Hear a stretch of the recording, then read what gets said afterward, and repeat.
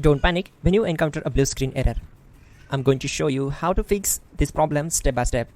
Let's begin. Click on Advanced Options, select Troubleshoot, then click on Advanced Options. Now select Command Prompt. Now type chkdsk space /f space /r space c colon and hit enter. Then we need to wait for some time to complete the process. Once done, move to the next step. Type c colon, then hit enter. Now type cd space c colon / and hit enter to execute the command. Now execute this command. Type cd space Windows and simply hit enter. Now type cd system32 and hit enter. Now execute this command. Type cd space config and simply hit enter.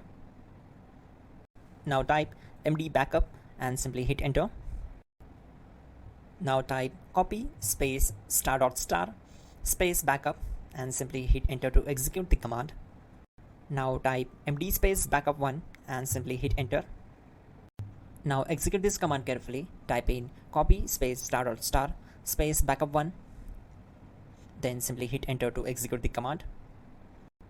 Type in cd space regback and hit enter to execute the command. Now type dir and then simply hit enter to execute the command. Now type copy space ** space ... and hit enter. Then type all and hit enter. Now type bootrec space /fixmbr and simply hit enter. Type bootrec space /fixboot and hit enter. Now type cd space c colon / and simply hit enter. Now type cd space Windows /system32 /config /regback and hit enter to execute. Type bcd edit space /export space c colon /bcd backup and simply hit enter to execute this command. Now type cd space c colon / and hit enter. Now execute this command. Type md space boot and simply hit enter to execute this command. Type cd space boot and hit enter. Now type md space bcd and hit enter. Type cd space c colon / and hit enter. Now type attrib c colon /boot /bcd -h -r -s and hit enter.